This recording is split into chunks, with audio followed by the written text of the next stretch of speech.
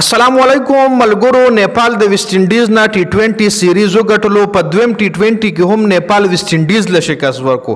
د نیپال لوبډلې ویسټ انډیز له شکست ورکو.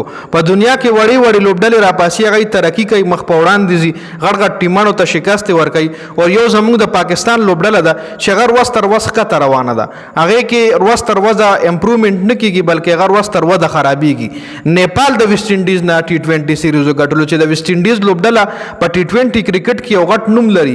ویسټ انډیز سره په لوبډله کې داسې کلاړیان شامل چې په ټي 20 کرکټ کې په دنیا کې یو غټه تبدیلی راوستې ولکه کریس ګیل تاسو ګورئ، پولارد تاسو ګورئ، سیمن تاسو ګورئ، ډیر غټ غټ کلاړیان د ټي 20 دا ویسټ انډیز ټیم کې راغلي. رسل تاسو ګورئ، سولین ناراین تاسو ګورئ.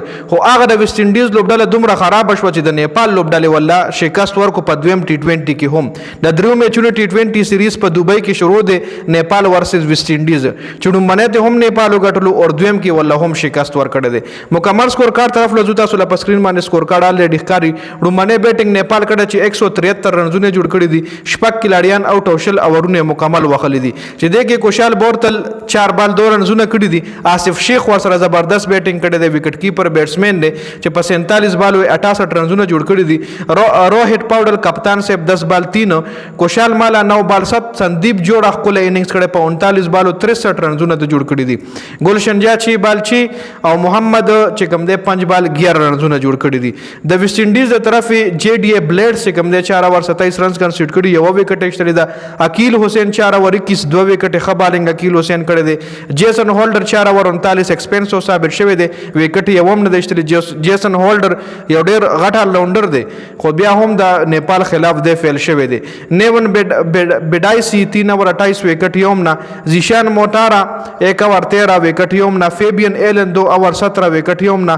کے میرز 2 اوور 26 2 وکټ. دا د ویسټ انډیز مکمل بالینګ لاین اپ ته چې ټول نه ښه بالینګ پکې صرف عقیل حسین کړی دی. خبر ورپسې د ویسټ انډیز بیټینګ مکمل فلاپ شوی چې په 83 رنزونو باندې ولا ټوټل ټیم آوټ کړی دی او دا میچ ته نیپال په 90 رنزونو باندې ګټلی دی، لکه یو غټ شکست ولا ور کړی دی. خره ویسټ انډیز د طرف جیول اینډریو 11 بال 2، کے میئر 16 بال 6، کے سی کاٹی 3 بال 1، حکیم 21 بال 17، عامر جانگو 14 بال 16، ہولڈر 15 بال 21، فیبین ایلن 8 بال 7، عقیل حسین 3 بال 0، نیون بڈائسی 5 بال 2، زیشان موټارا 4 بال 3 اور جے ڈی بلیډز 3 بال 1 رنزونه او نټ آوټ پاتې شوی دی. د نیپال له طرف ټولو نه ښه بالینګ چې کوم دی هغه محمد عادل کړی دی چې 4 اوور 24 رنزونه او 4 وکټ ایکسټری دي. کوشال بوټل هم 3 اورونو کې 100 رنز ورکړي او 3 وکټ ایکسټری دي، دواړو ښه بالینګ کړی دی. نو دیپندرا سنگھ 3 اوور 4 رنز ورکړي، یو وکټ ایکسټری ده. 3 اوور کې 4 رنز ورکړي دي، لکه دا وګورئ د ویسټ انډیز خلاف. کارن کیسی چې کوم دی 2 اوور 3 رنز ورکړي دي او یو وکټ ایکسټری ده. ټیک بادرانو آوټسټینډینګ بالینګ کړی دی. سومپال کامی 1 اوور 8 وکټ یوم نه.